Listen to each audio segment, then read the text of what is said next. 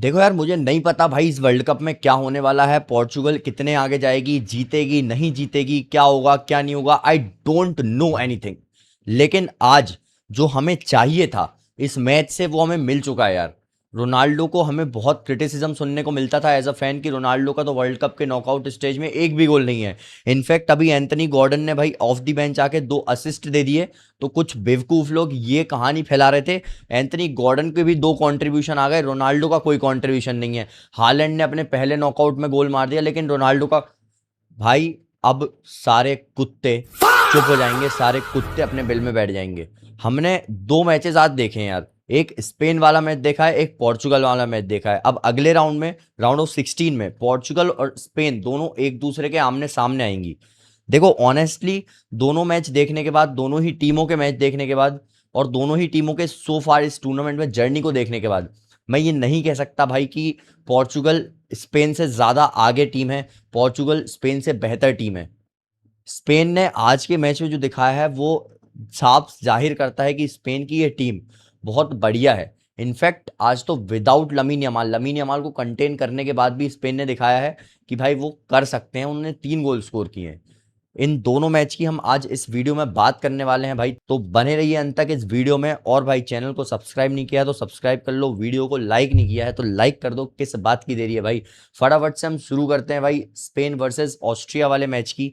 देखो यार, इस मैच के पहले क्वार्टर में, अब यार क्वार्टर में ही डिस्कशन करना पड़ेगा क्योंकि फुटबॉल अब 2 हाफ का गेम नहीं रहा है भाई, फुटबॉल अब 4 क्वार्टर्स का मैच बन चुका है। तो पहले क्वार्टर में जो पहले हाफ के हाइड्रेशन ब्रेक के पहले हुआ था, 20 से 22 मिनट का वो क्वार्टर हुआ, जहां पे थोड़ा सा मुझे नेक टू नेक फाइट लगी।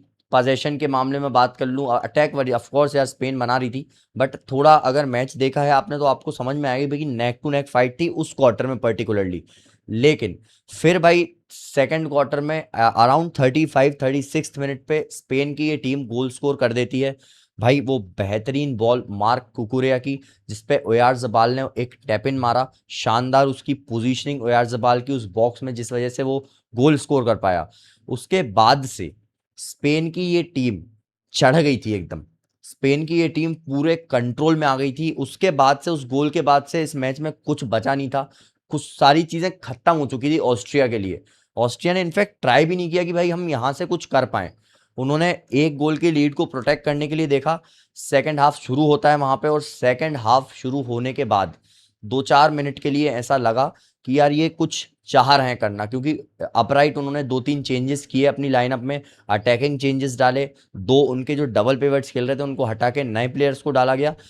तो हमें ऐसा लगा कि यार मे बी थोड़ा सा ये कुछ करेंगे अब, क्योंकि वो थोड़ा इनिशियली सेकंड हाफ की स्टार्टिंग में प्रेसिंग वगैरह भी कर रहे थे, काउंटर प्रेसिंग करके बॉल जीतने की कोशिश कर रहे थे। बट यार वहीं आ जाती है इस मिडफील्ड की, स्पेन की इस मिडफील्ड की टेक्निकलिटी। जहां पे आप उन पे प्रेस करने के लिए जंप करोगे ना भाई, वो अपने टचेस से, अपनी क्वालिटी से, अपनी टेक्निकलिटी से आपको खोल के रख देंगे, उधेड़ देंगे, धागे बगरा देंगे आपके। और वही आज ऑस्ट्रिया के साथ हुआ उन शुरुआती पलों में सेकंड हाफ के। बट जैसे शुरुआती पलों में वो चीज़ें हुई ना, तो ऑस्ट्रिया ने समझ लिया भाई ये बात की कोई फ़ायदा नहीं है। तो फिर वो वापस से डिफेंड करने लग गए। और मे बी फिर मुझे ऐसा लगा कि यार अब ये शायद 70 मिनट के आसपास तक इस 1-0 की लीड को डिफेंड करेंगे। अगर गोल नहीं खाते हैं तो फिर ये 70 मिनट्स के बाद इंटेंसिटी को थोड़ा बढ़ा के और फिर अटैक करने जाएंगे। लेकिन ऐसा कुछ नहीं हुआ भाई, क्योंकि एक और गोल आ जाता है भाई। इस बार इट वाज पेड्रो पोरो, जिसने भाई बेहतरीन हेडर मार के गोल स्कोर किया स्पेन के लिए। बॉल इस बार भाई एलेक्स बायना ने फीड की थी, जिसपे भाई बेहतरीन हेडर मार के, और इस हेडर में आपको देखेगी भाई इस बंदे की जो प्रेजेंस ऑफ माइंड है, जो बॉक्स में इसने जिस हिसाब का वो रन बनाया, ऑस्ट्रिया का एक भी बंदा उस चीज के लिए रेडी नहीं था भाई। टॉप ऑफ द डी से इसने अंदर रन बनाया, उस बॉल को हेड से बढ़िया मारा और गोल स्कोर किया अपनी टीम के लिए। फिर तो कहानी लगभग खत्म ही हो गई थी। Austria was not even trying कि वो कुछ कर पाए अटैक में, या बस डिफेंसिंग ही कर रहे थे। वो भी इज्जत से नहीं कर पाए तरीके से, वो मैं सही बताऊं तो। बाकी तीसरा गोल फिर अगेन भाई मार्क कुकुरेया की वो बेहतरीन बॉल आती है भाई, क्या शानदार इस बंदे ने बॉल फेंकी है ना यार। और आज के इस मैच में पता है उनके जो फुल बैक्स थे स्पेन के, उन दोनों फुल बैक्स का मैच था यार ये, जहां पे 2 असिस्ट कुकुरेया ने मारे, वहां पे एक गोल पेद्रो पोरो ने मारा, और बहुत सारी बॉल्स पेद्रो पोरो ने वहां से फीड की थी। लमीन यमाल की अगर मैं बात करूं तो यार देखो, लमीन यमाल के लिए लोगों को एक सिंपल रेसिपी मिल चुकी है। भाई लमीन यमाल पे डबल डाउन करो, ट्रिपल डाउन करो, उसको स्टॉप करो वहां पे, उसको मत करने दो चीजें। आज लमीन यमाल ने 5 ड्रिबल, सबसे ज्यादा ड्रिबल कंप्लीट किए, लेकिन क्या प्रॉब्लम हो रही थी पता है? जैसे लमीन यमाल एक प्लेयर को काट रहा था, दूसरा प्लेयर आके उस पर जंप करके उसको बॉल को टैकल मार दे रहा था या कुछ भी, क्योंकि ड्रिबल कंप्लीट करने के बाद 1 सेकंड का वो टाइम आता है, मिली सेकंड का, जहां पे आप अपनी बॉडी को वापस से पोजीशन में लाते हो। उस मूवमेंट में भाई टैकल मार दे रहा था प्लेयर उस पर। ये लमीन यमाल के साथ हो रहा था, उसने पर 2-3 शॉट्स भी लिए। एक तो अलावा ने भाई गोल लाइन क्लियरेंस करके उस गोल को बचाया है। तो लमीन यमाल थोड़ा सा अनलकी रहा यार, एनी अदर डे एक आध गोल स्कोर वो कर देता।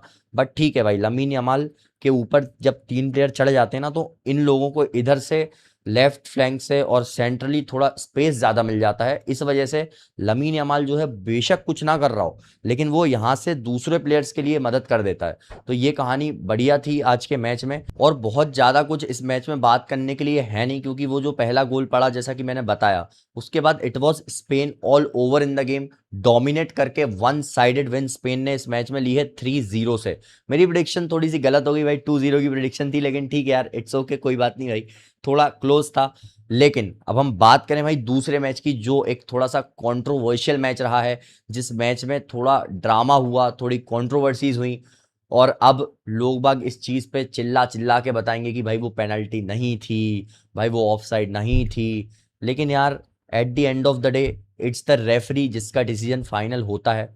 भाई हम भी चिल्लाते होंगे यार, एट टाइम्स हमारे अगेंस्ट ही चीजें होंगी, तो हम भी चिल्लाएंगे कि भाई नहीं यार वो पेनल्टी नहीं दी जानी चाहिए थी। बट यार कुछ नहीं कर सकते हम इसमें, we can not do any thing in that, इसको हमें एक्सेप्ट करना पड़ेगा। आप एज अ फैन, अगर आप क्रोएशिया के फैन हो, इवन आप पोर्चुगल के रोनाल्डो के हेटर हो, तो आप इस चीज को चिल्लाओगे कि भाई वो पेनल्टी नहीं दी जानी चाहिए थी। इन माई ओपिनियन भाई इट वॉज रेफरी जिसने वार चेक किया, इट वॉज रेफरी जिसने वो अल्टीमेट कॉल लिया, इट वॉज रेफरी जिसने पेनल्टी दी। हमने कुछ नहीं किया उसमें, तो हमें गाली बकने का कोई फायदा नहीं है भाई। पेनल्टी दे दी, बड़े भैया ने पहला नॉकआउट का गोल स्कोर कर दिया, पोर्चुगल ने 2-1 से उस मैच को जीत लिया। इससे ज्यादा हमें और कुछ नहीं चाहिए। कल को ऐसा हमारे साथ होगा तो हम तो गाली बकेंगे, बट हम भी कुछ नहीं कर सकते हैं उसमें। फीफा के पास जाओ, अगर आपको ज्यादा दिक्कत है भाई धरने पे बैठ जाओ, प्रोटेस्ट करने लगो, इससे ज्यादा कोई कुछ नहीं कर सकता।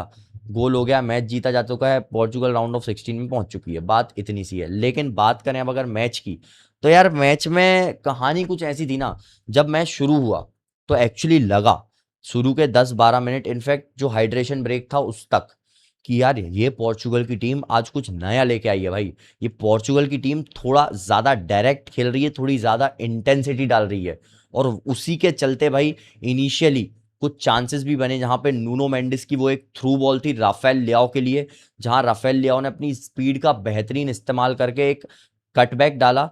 ब्रूनो फर्नांडिस का वो शॉट, बट कीपर ने उसको सेव कर लिया, अगेन एक शॉट बट डिफ्लेक्शन हुआ, तो एक वो चांस बना। इसके बाद एक पेड्रो नेटो ने भी क्रॉस फेंका था रोनाल्डो के लिए, बट वो थोड़ा सा आगे निकल गया, मैं कहूंगा क्रिस्टियानो भैया वहां पे आगे निकल गए, तो उनके पीछे से बॉल निकल गई। तो ये 2-3 चांसेस यहाँ पे क्रिएट हुए थे। बट हाइड्रेशन ब्रेक के बाद आई डोंट नो भाई रॉबर्टो मार्टिनेज ने क्या ज्ञान दिया, क्या गुठली पिलाई उन्हें। देवर लाइक कि हम फिर से अपना वो साइडवेज पासिंग खेलेंगे, देवर लाइक हम नहीं मारेंगे गोल, हम इसकी माँ की आंख, हम गोल मारेंगे ही नहीं, कुछ हो जाए हम खेलेंगे नहीं, हम बॉल फाइनल थर्ड्स में डालेंगे ही नहीं, तुम खेल लो वाली, हम नहीं करेंगे कुछ। वो इस टाइप का गेम वापस से उनका चालू हो गया था खेलना। उसको देख के थोड़ा सा घबराहट हुई, डर लगा यार, क्योंकि मतलब जो बढ़िया सा गेम खेल रहा था उसको बदल के ये बकवास क्या करने लगे। बट यार मे बी थोड़ा सा इंटेंसिटी कम करके प्लेयर्स को कंजर्व करने की, एनर्जी कंजर्व करने की कोशिश होगी वहां पे। बट आई डोंट नो भाई क्या स्ट्रेटेजी थी, क्या प्लान था, जो भी था बकवास था, बिकॉज अगर इंटेंसिटी वही मेंटेन रखते तो मे बी फर्स्ट हाफ में हम गोल स्कोर कर सकते थे, बट वैसा नहीं हुआ। सेकंड हाफ चालू होता है, 0-0 की स्कोर लाइन है, वहां पे मेरे भाई शुरुआत में कुछ चीजें ऊपर नीचे होती हैं, लेकिन फिर बाद में ये आ जाती है ना बात, की जब आप 0-0 पे चल रहे हो ना, तो फिर अब अपोनेंट की टीम आप पे जो पहले हाफ में डिफेंडिंग कर रही थी, Croatia was defending in first half, वो काउंटर्स पे थ्राइव कर रहे थे, लेकिन सेकंड हाफ में क्रोएशिया धीरे धीरे धीरे धीरे मैच में ग्रो करती है, और अल्टीमेटली पेरिसिच ने पहला गोल इस मैच में स्कोर किया, और क्रोएशिया हो जाती है 1-0 से अप। अब यहाँ पे आ जाती है दिक्कत, क्योंकि यहाँ पे मैच अगर आपने देखा है तो आपको पता चलेगा कि भाई पोर्चुगल की टीम थोड़ी सी हड़बड़ाने से लगी थी, और मुझे भी लग रहा था कि यार ये साले अब हड़बड़ाएंगे, क्योंकि ये हरामखोर उस टाइप के हैं। क्योंकि आप रॉबर्टो मार्टिनेज को भी देखो ना वहाँ पे, वो यही इशारा कर रहा था, यही वाला, तो उसे पता था कि भाई ये अब घबरा रहे हैं थोड़ा सा, ये जल्दबाजी कर रहे हैं अब थोड़ी सी, उसमें और गोल खा जाएंगे। इनफैक्ट खा भी गए थे, लकीली वो ऑफसाइड हो गया तो बच गए। और फिर थोड़ी देर बाद भाई एक आती है पेनल्टी, एक कॉर्नर मिलता है पोर्चुगल को, जिस पे रेनेटो विएगा हेडर के लिए जाते हैं, बट वो क्रोएशिया का प्लेयर जो उसे डिफेंड कर रहा था उसने थोड़ा सा भाई कांटेक्ट बनाया, शायद उसको होल्ड किया, इस वजह से भाई वो बॉल तक नहीं पहुंच पाया जो उसके हेडर के सामने थी एकदम। तो रेफरी जाता है वीएआर पे, चेक करता है उस पेनल्टी को, और अल्टीमेटली भाई पेनल्टी दी जाती है। और इस पेनल्टी को स्कोर करके हमारे बड़े भैया जो हैं अपना भाई नॉकआउट का पहला गोल स्कोर कर देते हैं, और अपने हेटर्स के लिए एक रास्ता बंद कर देते हैं उन्हें क्रिटिसाइज करने का। अब हेटर्स तो हेटर्स हैं, इस पे भी क्रिटिसाइज करेंगे कि भाई रिक कर दिया, कंट्रोवर्शियल पेनल्टी ले ली, थी नहीं वो पेनल्टी, वो बकवास बातें हैं। और दूसरी चीज़ ये भी बोलेंगे भाई पेनाल्डो है, पेनल्टी मारता है। यार देखो, अब गोल तो गोल होता है, मैं अल्टीमेटली यही बोलता हूँ, चाहे कोई मारे कैसे मारे, गोल गोल होता है भाई। अगर पेनल्टी में गोल मारना गुनाह है तो पेनल्टी बंद कर दो, बैन करवा दो, अगर आपको ऐसा लगता है तो। बाकी मेरे हिसाब से पेनल्टी का गोल भी गोल होता है, सब मारते हैं, किसका नाम नहीं लेना चाहता मैं यहाँ पे, सब ने मारी है पेनल्टी, ठीक है, सब आपको पता है किसका किसका बोल रहा हूँ मैं, I will not take anyone's name here, but ये कहानी है। उसके बाद भाई फिर क्या कहानी होती है, रोनाल्डो भैया को कर लिया जाता है सब आउट, बहुत सारे सब्स्टिट्यूट करता है रॉबर्टो मार्टिनेज। ये रॉबर्टो मार्टिनेज का सबसे बेहतरीन डिसीजन इस वर्ल्ड कप का अब तक का मुझे लगा है। रोनाल्डो को बाहर निकाला 80th मिनट पे, बढ़िया काम, बेहतरीन डिसीजन, और उस डिसीजन ने एक्चुअली पे ऑफ भी किया है। कैसे किया, आपने गोंजालो रेमोस को लिया है रोनाल्डो के साथ, रोनाल्डो खेल रहा है up top number 9, Gonzalo Ramos is of no use when Ronaldo is playing on the pitch, क्योंकि वो दोनों सिमिलर प्रोफाइल हैं, दोनों सिमिलर पोजीशंस पे खेलती हैं।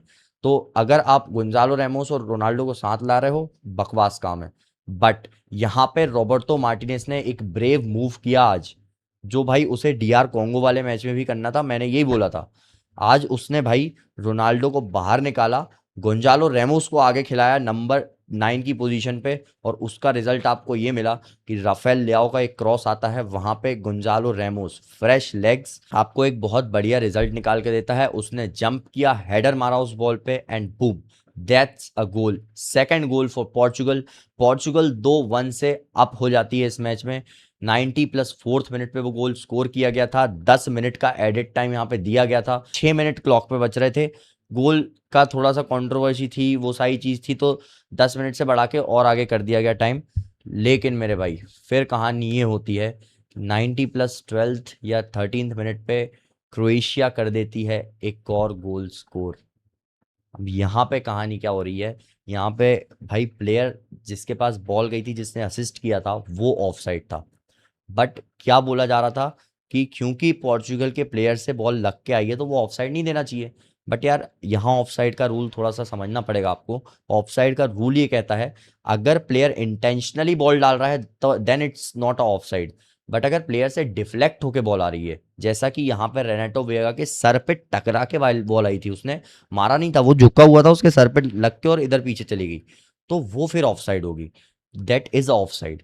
तो यहाँ पे कोई कंट्रोवर्सी नहीं है, तो वो करने की ज़रूरत भी नहीं है। इस तरीके से भाई वो गोल रूल आउट कर दिया जाता है। क्रोएशिया के लिए थोड़ा सा वो हार्ट ब्रेकिंग मूवमेंट था, क्योंकि भाई बहुत बढ़िया सेलिब्रेशन उन्होंने किया, सारी चीज़ें की, बट वार चेक के अल्टीमेटली वो गोल को डिसअलाउ कर दिया जाता है। Modric was not happy, Perisic was not happy, every Croatian player was looking angry, they were sad.